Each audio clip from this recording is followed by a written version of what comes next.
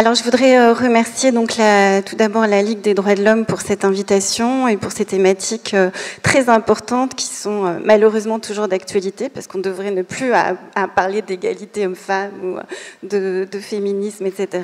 Tout ça devrait déjà être une arrière-garde, mais malheureusement, il faut toujours organiser des colloques sur ces sujets pour prouver que le patriarcat est universel et ou que la domination masculine l'est encore.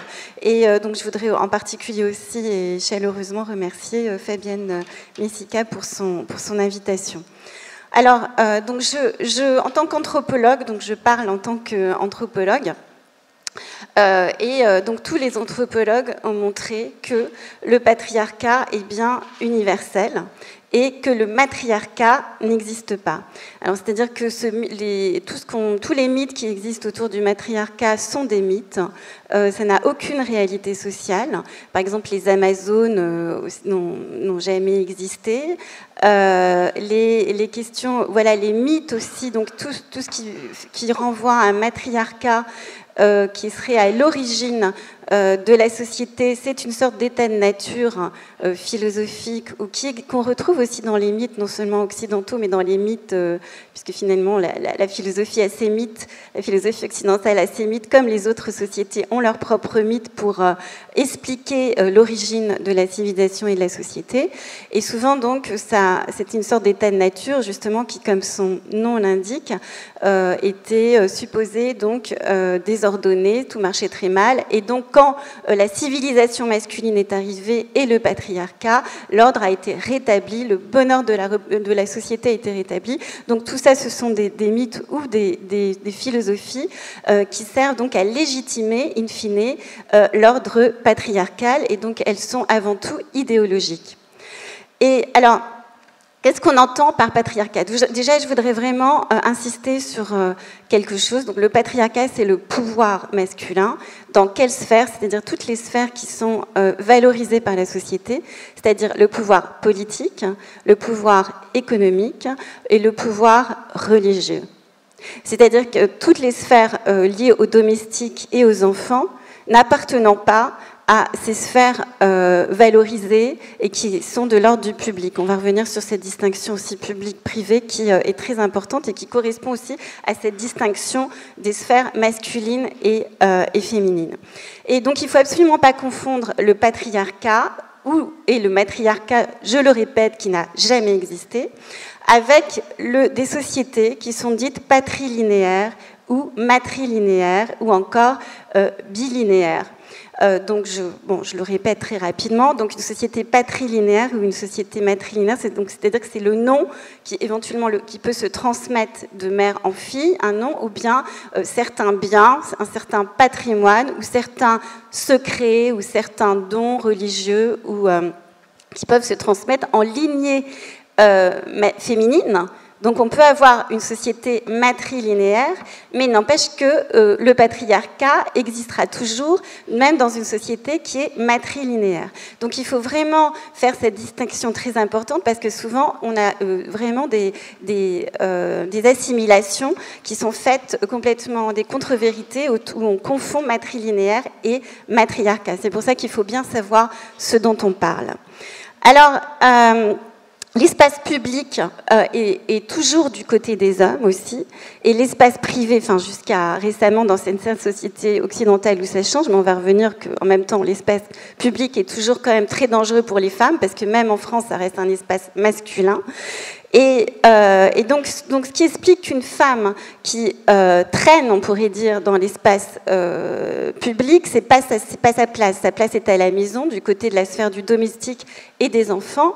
Et d'où aussi donc toutes les violences que subissent les femmes dans l'espace public, les viols, les harcèlements, y compris en France.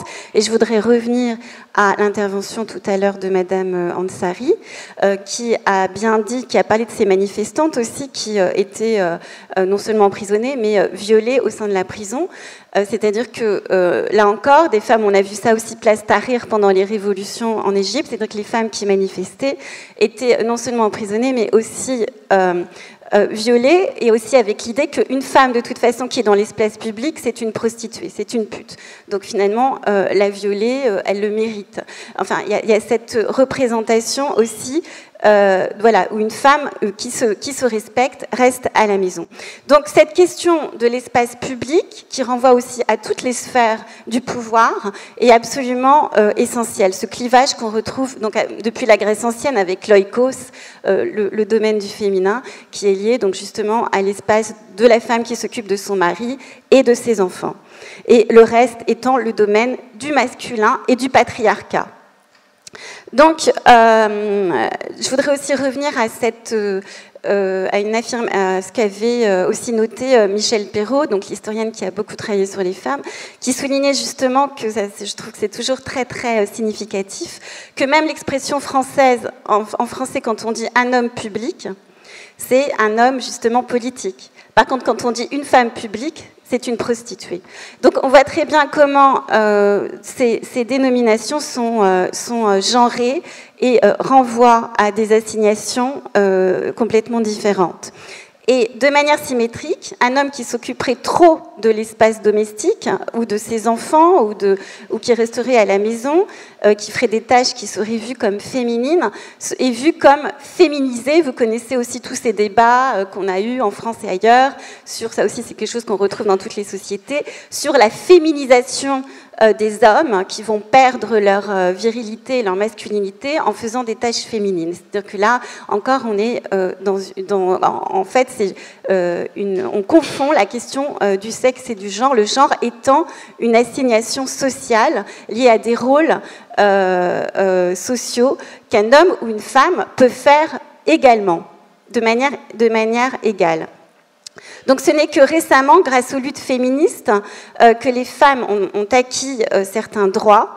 C'est très très récent dans certains espaces politiques, économiques et aussi religieux. On le voit récemment aussi dans des sphères religieuses, en partie en Europe, ou aussi bien dans les trois monothéismes, où on voit aussi des femmes imams, des femmes rabbins, des femmes qui commencent aussi à prendre des positions qui étaient vues comme uniquement réservées aux hommes.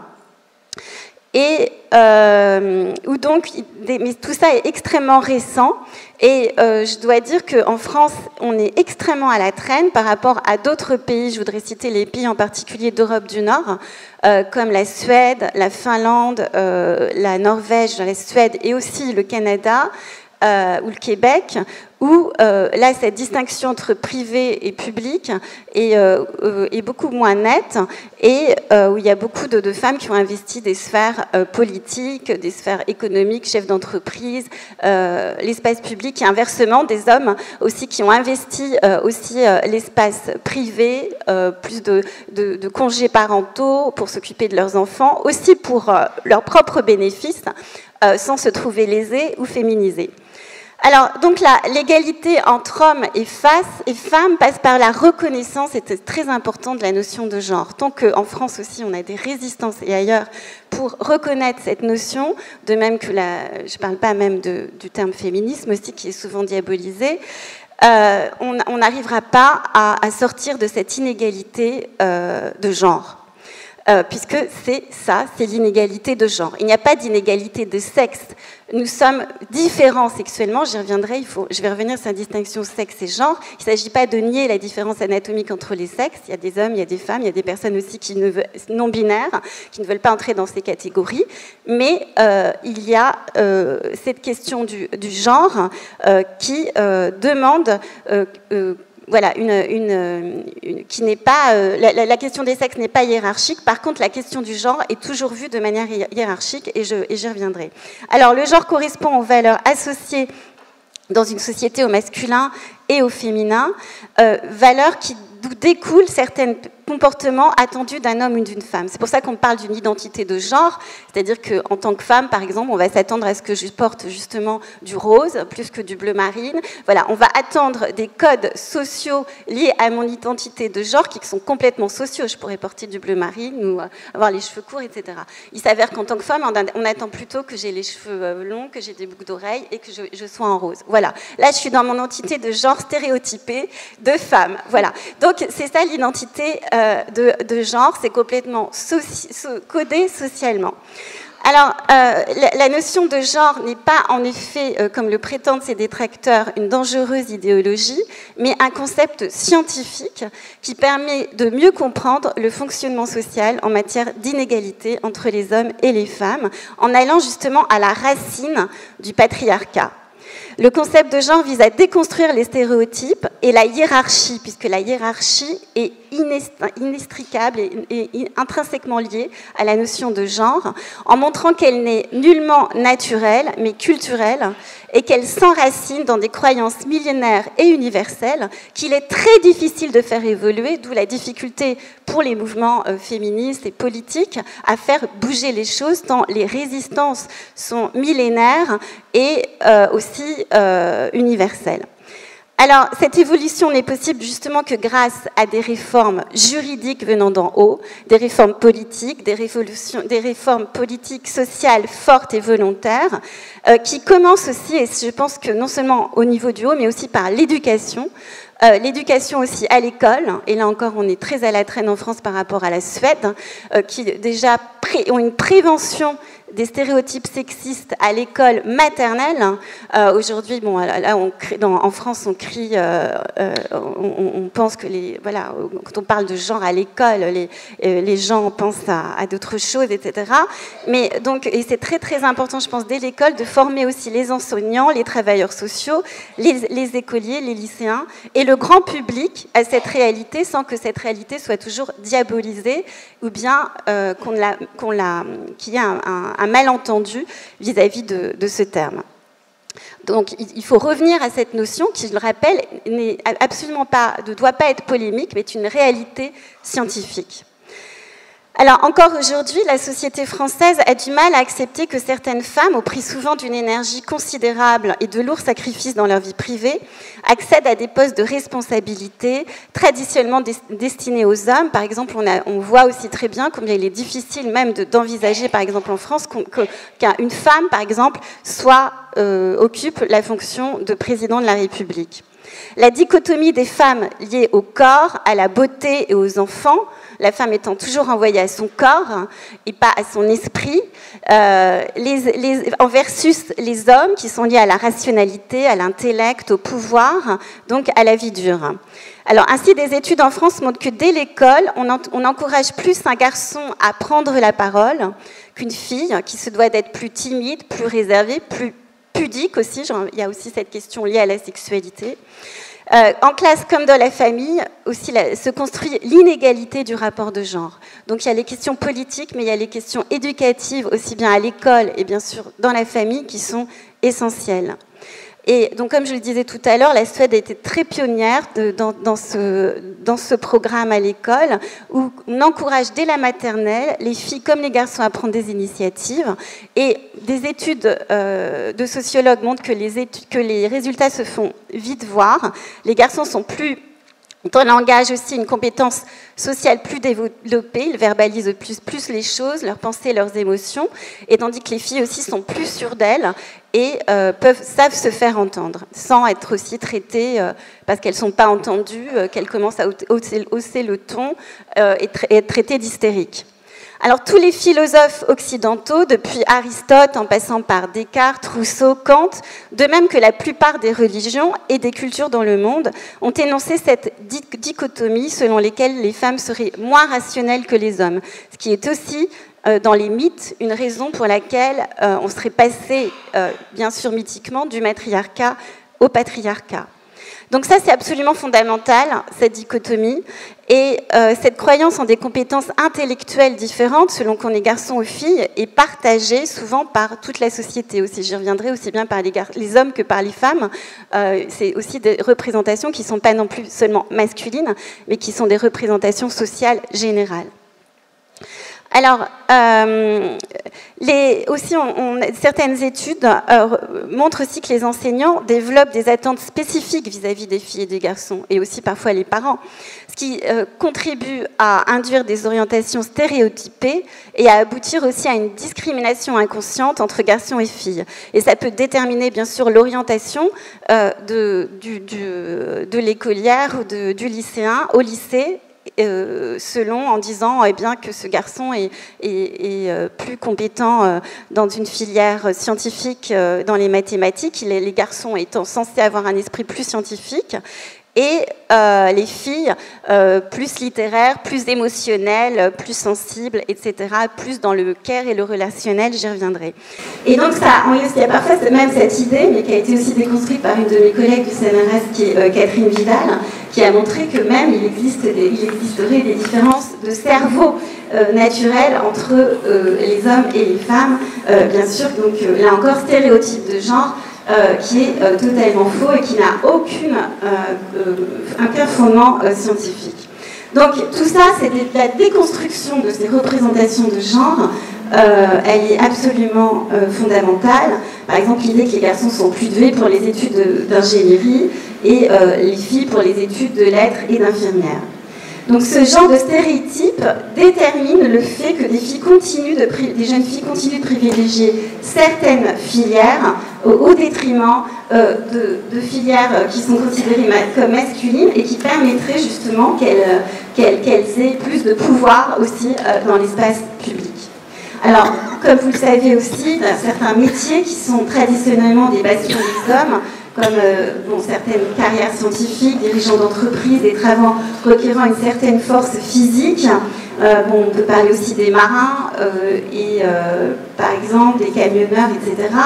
Et on a du mal à admettre que des hommes aussi, en tout cas s'ils occupent aujourd'hui plus ces postes, comme par exemple les infirmiers, instituteurs, sages-femmes, ce qui n'était pas le cas il y a quelques années, on a aussi l'impression qu'ils se dévalorisent en occupant des postes justement parce qu'ils sont genrés comme féminins, qui sont censés être dévalorisés. Et aussi pareil pour des métiers liés à la sphère domestique, comme homme, on pourrait, jeune fille au père par exemple, donc jeune homme au père, on n'a même pas de, même la dénomination de ces postes sont eux-mêmes genrés, alors qu'ils peuvent être occupés bien sûr par les deux sexes. Donc, on connaît les résistances, elles sont dans la société civile, à employer le mot de genre, mais elles sont aussi beaucoup dans le milieu de la recherche que je fréquente. Et je le répète, ce concept de genre n'est absolument pas une idéologie, malgré donc les débats récents en France, qui ne sont pas irresponsables, mais qui subsistent sur la prétendue théorie du genre, comme si c'était aussi une théorie métaphysique obscure et idéologique, mais c'est bien un concept heuristique qui permet de voir justement ce qui est de l'ordre du sexuel, de l'anatomie et de ce qui est de l'ordre du stéréotype, et qui permet d'avancer justement dans cette égalité homme-femme. Donc le décentrement impliqué par ce concept de genre relativement à la catégorie de sexe permet de complexifier l'analyse et d'éviter la confusion entre genre et sexe, sans nier, je le répète, la réalité de la différence sexuée et son importance même dans la construction même des catégories de genre. Donc le genre est une réalité sociale indéniable qu'il s'agit de prendre en compte si l'on veut aboutir à plus d'égalité entre les hommes et les femmes dans les sociétés, cette notion participant de manière fondamentale à déconstruire le patriarcat. Alors je vais citer par exemple l'anthropologue, j'ai plus de 2 minutes, c'est dommage parce qu'on aurait pu échanger nos minutes. En tout cas, je voudrais juste rappeler, mais je crois que ça sera fait après par des personnes, des intervenants qui vont intervenir après, que la notion de genre est apparue dans les années 70 aux États-Unis. La question de gender studies. Et donc elle a le mérite de se distinguer de la catégorie biologique de sexe et de relever les représentations sociales sur ce que doit être un homme ou une femme. Donc représentations qui sont le plus souvent stéréotypées et hiérarchisées. Donc en fait, le concept de genre permet de ne pas rabattre le masculin et le féminin sur des déterminants uniquement biologiques, c'est-à-dire le fait d'avoir un pénis, le fait d'avoir des seins, le fait d'avoir de la testostérone, tout ce qui est hormonal, les gènes, mais justement tout le construit social et culturel. Alors, je vais revenir quand même rapidement, puisque mon prédécesseur a dit que la question de l'origine du patriarcat n'était pas très clair. Enfin, quand même, on a quand même en anthropologie des hypothèses, à mon avis, qui valent le coup pour expliquer justement le patriarcat. Et ça a bien été montré, entre autres, par Françoise Héritier, anthropologue par ailleurs avec lesquels j'ai beaucoup travaillé, qui parle pas de genre, c'était peut-être pas son époque, mais qui parle de valence différentielle des sexes, qui montre bien justement ce différentiel qui est hiérarchique entre les sexes. Bon, peut-être qu'aujourd'hui elle parlerait de genre, et qui renvoie au fait qu'il y a quelque chose de justement, et là encore que le genre justement s'appuie sur des différences des sexes, mais pour leur donner un sens qui va aller vers le patriarcat et la domination masculine. C'est-à-dire qu'il y a une différence anatomique fondamentale entre les hommes et les femmes, c'est que ce sont les femmes qui font les enfants. C'est-à-dire que bien sûr, il faut aussi du sperme, et en fait, il faut du sperme et des ovocytes également au niveau de la conception, mais on a besoin du ventre des femmes, comme dit aussi Marcella Yacoub, pour faire des enfants. Et ça, on ne peut pas, aujourd'hui, on n'a pas encore d'utérus artificiel, donc il faut toujours le ventre féminin donc pour faire des enfants, et aussi pour la lactation, pour la subsistance de ces enfants. Donc en fait, l'hypothèse qui est aussi, qu'on retrouve d'ailleurs chez Germaine Tillon aussi, qui est rarement citée aussi dans ses hypothèses, et aussi, bon, chez Paola Tabé aussi, anthropologue aussi, qui a travaillé là-dessus, c'est que justement les femmes, à cause de l'accouchement et de la lactation qui dure dans beaucoup de sociétés quand même pendant 2 ans, parce qu'on est dans des sociétés où il n'y a pas de lait artificiel, sont immobilisées pendant 2 ans. C'est-à-dire que même elles ne peuvent pas avoir d'activité économique, de chasse, de cueillette, même les activités économiques premières pour s'alimenter et pour subsister. Donc en fait, cette immobilisation du corps des femmes, qui est liée à leur anatomie, qui est liée à leurs conditions sexuelles, on pourrait dire, a été utilisée, a permis aux hommes de monopoliser ces activités économiques de prise de ressources, la chasse, la pêche, qui reste encore aujourd'hui extrêmement masculine, et la chasse aussi. Bon, donc tout ce qui concerne la prise des ressources économiques et même si la gestion après et de distribution de ces ressources, pour cantonner après les femmes à cette sphère de la maternité et des enfants.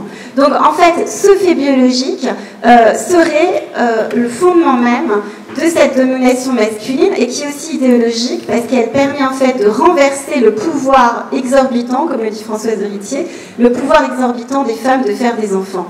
Puisque c'est ça, c'est cette reproduction physique qui reproduit la société.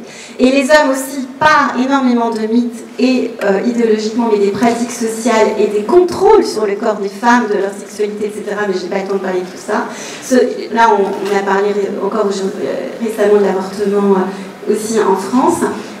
Se réapproprie, qui est quelque chose de féminin et qui n'est absolument pas masculin. Donc se réapproprie ce pouvoir sur le corps des femmes pour justement asseoir leur domination masculine et inverser cette réalité fondamentale, comme quoi en fait les hommes sortent du corps féminin en faisant croire justement l'inverse, c'est-à-dire tous les monothéismes, etc., que finalement la femme descend de l'homme et le deuxième sexe, comme l'a très bien dit Simone de Beauvoir. Voilà, je vous remercie, je vais m'arrêter là.